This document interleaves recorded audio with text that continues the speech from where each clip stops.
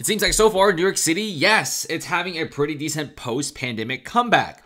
But what the city is doing post-pandemic, it leaves many people puzzled. New York City is spending billions of dollars on the migrant crisis, about $12 billion in the next year and a half. $12 billion, you say? You could literally go near like a random place in New York upstate, get like a massive plot of land, build skyscrapers, and you could plan out a whole entire city with $12 billion. But instead, New York City spends $12 billion on the migrant crisis with nothing really to show for. Taxpayers are also being fleeced. We're seeing overpriced, no big contracts. Can you imagine New York City? Would you really open a store here? Shoplifting is at an all-time high. Crime is at an all-time high. And this is no longer a city for people to do business. Check this out. Chain stores retreat in New York City after a brief pandemic comeback. Many studies are showing that higher crime, higher shoplifting incidences, and especially New York spending so much crazy money on the migrant crisis, they're not investing on anything else. Infrastructure is trash, tolls expensive, and it's not looking so good. Fraud, says Kevin O'Leary. Let's talk about the Trump case. If you guys don't know what's going on, Donald Trump is now accused of fraud, forced to pay back almost $500 million if you include the interest. And for what?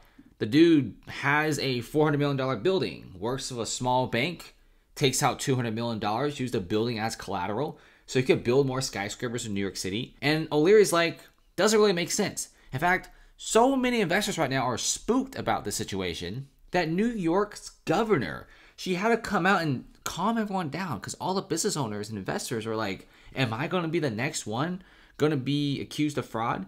And apparently the New York governor said it was just a Trump situation. That does not instill any sort of confidence. This is frankly not the city you want to do business in. And many celebrity investors like Grant Cardone have also pulled out a lot of money. And O'Leary even says that New York is a loser city. And plus, guys, it's 2024. If you're still trying to make money in New York City, really consider other options. There's so many other cities in the US which traditionally never bloomed. But recently, it's blooming and it's great. Vegas, Austin, Tampa, Miami, Orlando, all cities that are just hospitality, gambling, now are becoming powerful tech hubs and financial hubs. Look at this. Miami, dubbed Wall Street South, gets its first trading floor. A big punch in New York City's face. New York's pride and joy is their trading floor, and also become a big North America financial center. New York has always been extremely powerful and wealthy, and because of that, I don't know why, maybe they have nothing to do, they just started to be a sanctuary city. In the US, it's very hard to just find a city to live in that's normal for once. Miami is actually normal. They actually make sense. The laws make sense. They support small local businesses. They also support big companies as well. They promote jobs. And they don't spend billions of dollars on the migrant crisis. They spend billions of dollars improving its infrastructure, improving the city, and making it into a big hub. Same thing with Miami. Ever been in Brickell? Absolutely beautiful. And now Miami is getting its first trading floor, and it's going to try to get as many of these big hedge funds and tech companies in as possible. $1 to $2 to $3 trillion have already flowed out of New York City to traditional places like Miami, Austin, and Vegas. These places are now becoming really big hotspots for rich people and also very high salary jobs. Look at New York. Look at this. They're still doing the migrant crisis. Apparently the feds are also going to pay them a little bit of money. Now, apparently the feds are supposed to give them like $150 million. They're like, yeah, no way we're doing that. We're going to give you $49 million and you could cough up the rest $10 billion in the next year. So all Manhattan and the rest of New York City is doing is just a migrant crisis. Migrant crisis. Migrant crisis. Same thing with Denver. All they're doing is spending every single one of their penny is the migrant crisis, being a sanctuary city. What a lot of people don't understand is why are these cities doing this? I personally don't. I don't really know anything. I don't know why these cities have decided to become sanctuary cities and destroy themselves. Now here's the thing.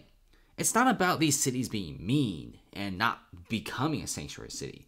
Miami, like I said, is a city. They have budgeting. They have a lot of people coming in. They need to improve infrastructure and everything. Miami could be a sanctuary city, but they may take in like 1,000 or 2,000 migrants, maybe 3,000 migrants, max. Right? Same thing with Denver. Denver desperately loves being a sanctuary city. Now they're crumbling. But if they just took in maybe 1,000 people, it wouldn't be bad. In fact, it would be very nice for everyone. But for some reason, Denver decided to take in, 40, 50,000 people? Almost the same as Chicago. Same thing with like Chicago. Like, why would you take in that many people when you know your city can't handle that sort of foot traffic? And that's what's really puzzling people. And then you also have the tolls. There's a new toll. It's like $15 to go from Jersey to Midtown Manhattan. That one sucks as well. And with chain stores leaving, big businesses leaving, and also hedge funds taking their trillions away, is New York even a financial center anymore? That's what I'm saying. Thanks for watching, guys, and see you later.